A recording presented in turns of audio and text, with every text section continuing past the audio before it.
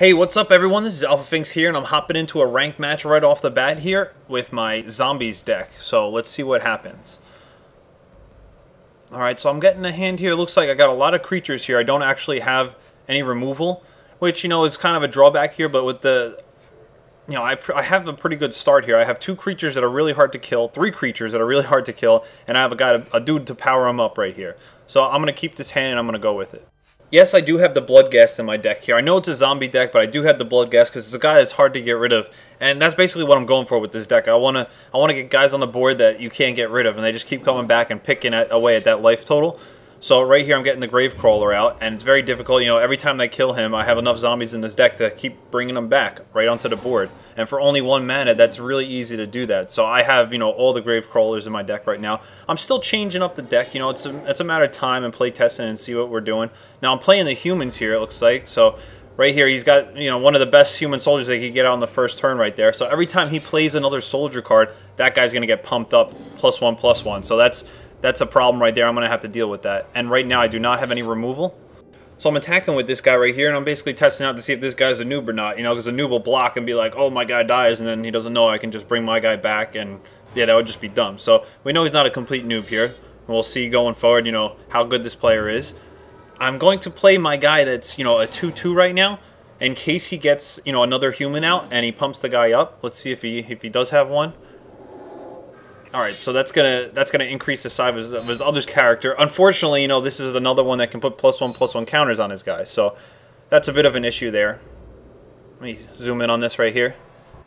So right here on turn 2, we can see, the problem with not having any removal in your opening hand right here, because he gets a card out like that, and every turn he could either pump it up or pump up his other guys. So that's an issue that I'll have to deal with. And I did actually get a Cruel Revival here. So that's something, eventually if I get enough mana, I can play that and I can get rid of his guy, but, I got to build up to that. So I have the Messenger is 3 mana, and I still have my Bloodghast that I could get out. I'm going to attack first here. That way, he doesn't know what I have in my hand. He doesn't know what I'm playing. He could be enticed to block one of my guys here, which is really what I want him to do. See if they get through. So I did deal him some damage, and now I'm going to get out my Messenger, and this, drains 2 life right off the bat right here. That's why I like that card, and since it has Undying, it comes back and it drains 2 life again. So you can really kill 4 life like that just out of nowhere, which I love about that card right there, and that's why I have it in the deck. And this Lunark guy, he's got some decent cards on the table here. Let's see what he plays this turn. Let's see what he gets out.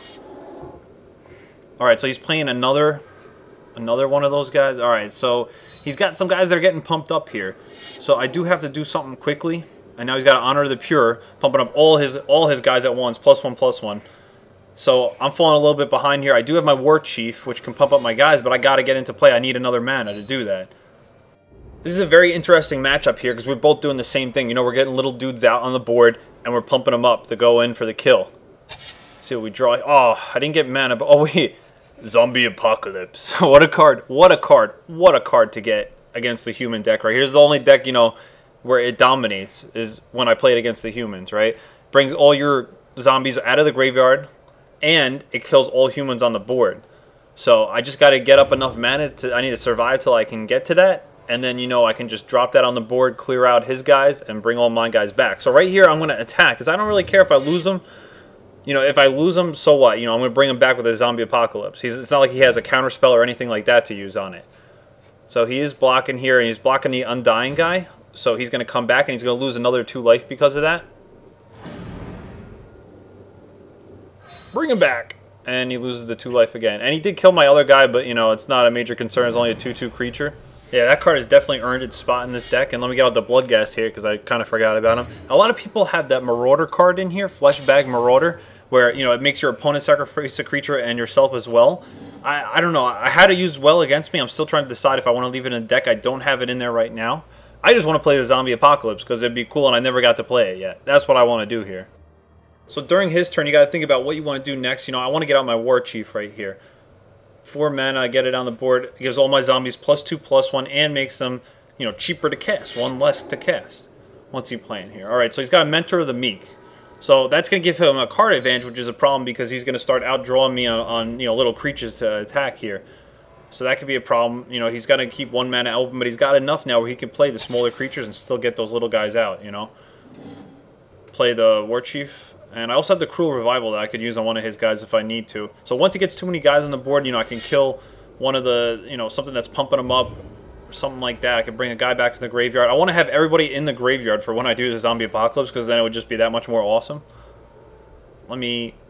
No, no, wait. See, I can't attack here. I want to play a bit conservative. He's got, you know, only 8 life, but I want to hold back a little bit just in case, you know, later on I could do something all at once. And I don't want to just throw my guys away aimlessly here. It doesn't really help the situation. What's cool about some of these Undying cards is that, you know, they can only die twice, right? They die once, they come back, they die again. But then you can use something like the Cruel Revival, or you can use a Reanimate or an Exhume, and you can bring them back from the graveyard. Instead of them losing 4 life, they lose 8 life from just that, you know, one card. So that's pretty big. And plus they could attack as well, so they could lose even more life. So I like the advantage that gives you right there. It's cool when you're first checking out the game and you can see all the new artwork and everything. They do a really good job with a lot of this artwork. Now, I thought this Lunar guy was going to be more trouble for me, but I seem to be holding in there even with them out there. The problem is he is getting some big creatures. You know, the champion's a 6/6. Now he's a 7/7 because he got another creature. That is all kinds of no good, and I'm kind of getting, you know, a little bit outmatched here on the battlefield. I do have my zombie apocalypse in waiting. But other than that, you know, I need some more creatures here, and he's going to beat me on the draw because of the Mentor of the Meek. So I have to really pull something out here. I'm going to use a Cruel Revival, I think, on his 7/7 there. I got to take out this... Oh, and this is what I needed, was the mana. Mana drop right here, and now I can use the Cruel Revival. I want to take out that huge guy because that's going to give him, you know, confidence that he's going to be able to do something. I don't want him to be able to have something that none of my creatures can deal with.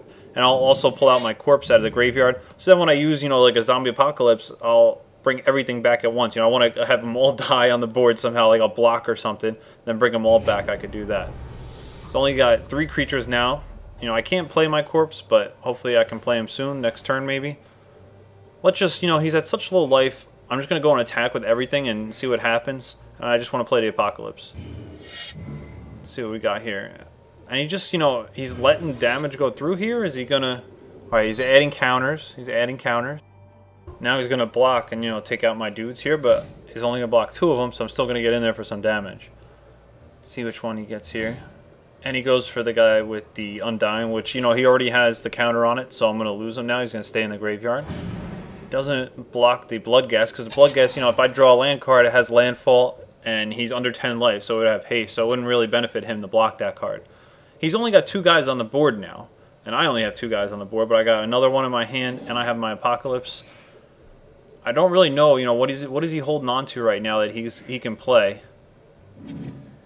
I got two zombie cards in my graveyard. And again, if I bring that messenger back somehow, then he loses another 2 life right off the bat. Alright, so he's adding a counter 2 to Lunark. And he's attacking. So you know what? I'm just going to block this guy anyway. Because I just don't feel like taking any damage, you know? So we got like the Great Wall of China right here. Nothing gets through. Alright, so he's dead. I got 1 guy on the board. They got 2. Oh! And that's why every black deck always has at least 1 copy of Corrupt. So Corrupt wins you so many games. That's always like a finisher. I've used that in every duels game that they've had. It's been in. So using it right here, I think. I wanted to play this Apocalypse card. I was swimming in there for the 2 damage. And what is this? Restoration Angel. So he can take one of his cards, exile it, and then put it back into play. But he shouldn't do that if he's smart, because they have counters on him. Alright, so no.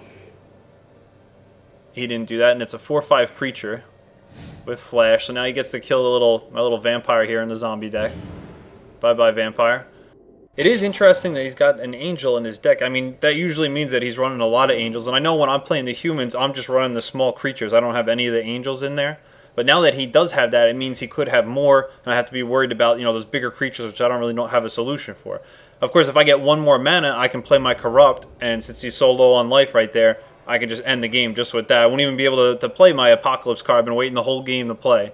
So he's attacking with his guy right now, but he is also leaving himself open. He doesn't have that much life, so he's got to be careful if he's doing that. If I have something with haste in my graveyard, like that Vampire Ghoul that can pop out, that means that the opponent needs to be cognizant of that, or that's going to come back and bite him. Bite him like a vampire. My Great Wall of China here isn't really working against the Flyers. You know, they didn't have them back then. It was all ground creatures. And my draw, I drew another Gravecrawler, so I got another card that, you know, nobody can get rid of.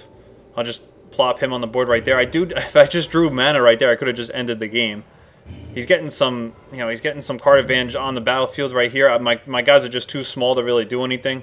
Unless I get a lot more on the board and do an attack, you know, or I can play this Corrupt here. I don't even think I'm going to be able to play my Zombie Apocalypse here because I don't want to risk losing the game just to play my one card here. Oh, and then you know what?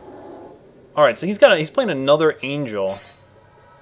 And angels, you know, angels that are hexproof and indestructible, you know, that's always good too. So I didn't know that he was actually running all these angels. So now my Apocalypse card isn't as good because it's going to wipe out his 2 weak guys and not knock out these angels that are going to be killing me. It's a good thing. It's a lucky thing that I was able to draw this Corrupt here and I can maybe end the game with it.